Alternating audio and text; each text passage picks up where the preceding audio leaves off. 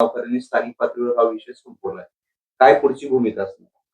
नाही, चांगलं झालं की आपल्या आपल्यातला वाद मिटला. शेवटी छत्रपतीचा सन्मान करणं ही आपली सगळ्यांची जबाबदारी आहे. छत्रपतींना आपल्या सगळ्या समाजाला एकत्र ठेवलंय आणि त्याच विचारानं आपण सुद्धा पुढे चालणं खूप गरजेचं आहे. खूप आनंदाची गोष्ट झाली. रात्री पण SP साहेबांनी सोलापूरच्या सांगितलं होतं की आम्ही बसून 100% मिटवणार आहेत. म्हणूनच मग आम्हाला जाहीरपणानं आपला दौरा टाकता आला नाही. परंतु कौतुक करतो मी सगळ्यांचं की पुढचे होणारा मोठा वाद ह्यो टळलाय. आता याच्या पाठीमागं कोण होतं, काय होतं हे पोलीस प्रशासनानं शोधून काढलं पाहिजे. परंतु खूप चांगलं झालं की हा वाद मिटलाय. दोन्ही बांधव धनगर आणि मराठा गुण्यागोविंदाने गावात नांदतील. फरांदे बाबांचाही मला काल फोन होता की तुम्हाला यावंच लागतंय. ते धर्मगुरू आहेत धनगर समाजाचे, आणि मराठा समाजाचा एक फोन होता की तुम्हाला यावंच लागणार आहे. आपण बसून तोडगा काढू. मी त्याच वेळेस बाबाजींना, म्हणजे फरांदे बाबाजी आहेत, त्यांना शब्द दिला होता की शांततेत बसून वाद 100% मिटला जाईल. वाद कुठेही होणार नाही. ते काय आता असते 4-2 असते, ते हुल्लडबाजी करते, इकडचे 4-2 तिकडचे 4-2. म्हणून एवढा मोठा प्रेमानं वागणारा राज्यात समाज मराठा आणि धनगर यांच्यात पुतळे बसवणं हा उद्देश पुतळाच बसवणं आहे का जाती तेढ निर्माण करणं आहे. मराठ्यांच्या अंगावरती सगळ्या जाती घालणं, मलाही बदनाम करणं, असं काही आहे का? त्याचा मी पण शोध घेणार आहे. नसेल तर चांगली गोष्ट आहे.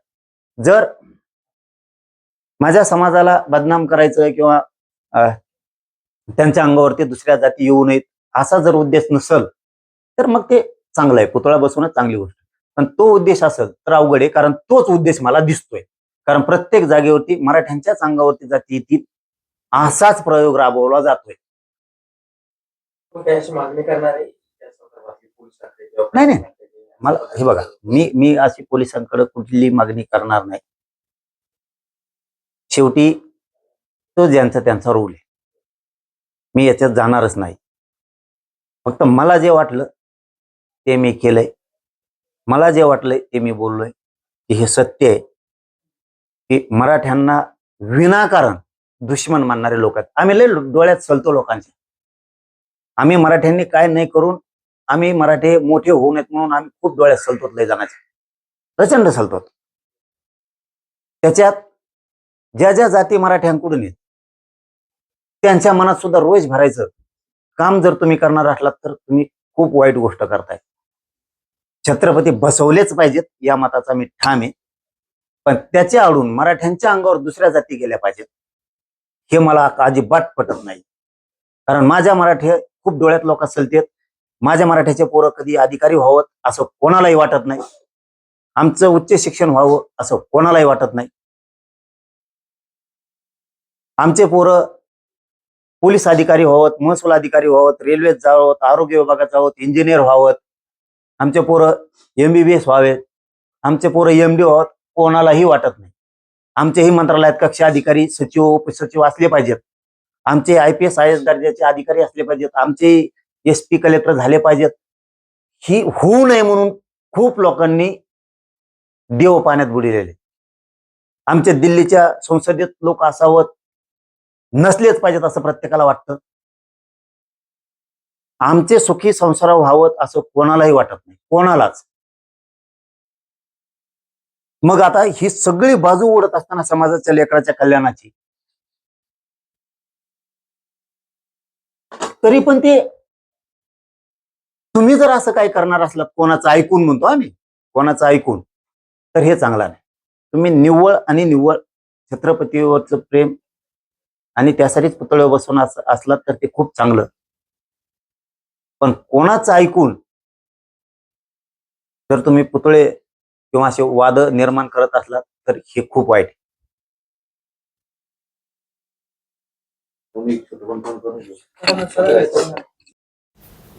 दादा काय सांगाल, जैन मुनी निलेश चंद्र यांनी एक वादग्रस्त वक्तव्य केलेलं आहे की नितेश राणेंची तुलना थेट त्यांनी छत्रपती शिवाजी महाराज यांच्याशी केलेली आहे. शिवाय बाळासाहेबांसारखी भूमिका मांडणारे नितेश राणे हे मुख्यमंत्री झाले पाहिजेत असं ते म्हणतायत. नाही, ते बाकीचं ठीक आहे.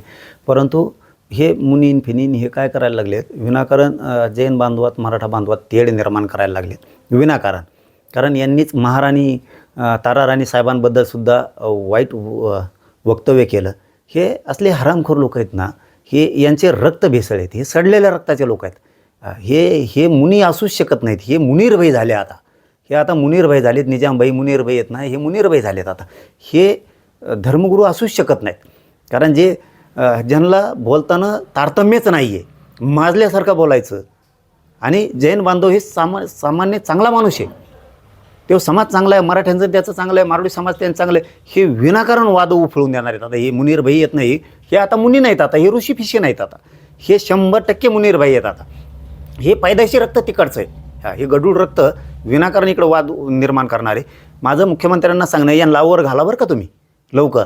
मराठ्यांचे पोट्टे जर बिघडले ना, तर असं फटकी त्यांना धरून मग आता शेवटी आमच्या दैवतावरती हे जर असं ताराराणी साहेबांबद्दल असं काय बोलत असतील तर आम्ही सहन नाही करणार. आम्ही विचार नाही करणार परिणाम काय होणार आहेत. यांच्यावरती गुन्हे दाखल करून यांचे तोंड लवकर बंद करा. आणि जैन बांधवांना माझं आव्हान आहे की तुम्ही चांगले लोक आहेत, तुम्ही ह्या मुनींचे कानं उपटा, यांना सांगा नीट राहा म्हणून. तुम्ही समाजाला संस्कार द्यायचं काम करा. तुम्ही मराठ्यात आणि जैन बांधवात मारवाडी बांधवात वाद लावायचं काम करू नका. नसतं आम्ही जितकं संयमाने येत ना, तुमचा काही गैरसमज असं ना, आम्ही संयमाने येत. तुम्ही लय बेकार दिवसाला सामोरं जावं लागत तुम्हाला. एकदा जर आम्ही सरकलं ना आमचं, तर आम्ही मागं पुढं मग बघणार नाहीत. मराठ्याला रस्त्यावर उतरायची वेळ सरकारनं येऊ देऊ नका. यांना थांबवा. ह्या मुनीरभाईला लवकर थांबवा, नसता मुनीरभाईचं कानपाड फुटल. हो, आम्ही राजांवरती आल्याच्या नंतर सहन नाही करणार. मग सहन नाही करणार. जे परिणाम भोगायची वेळ येईल ते भोगू, पण यांना मग नीटच करू आम्ही.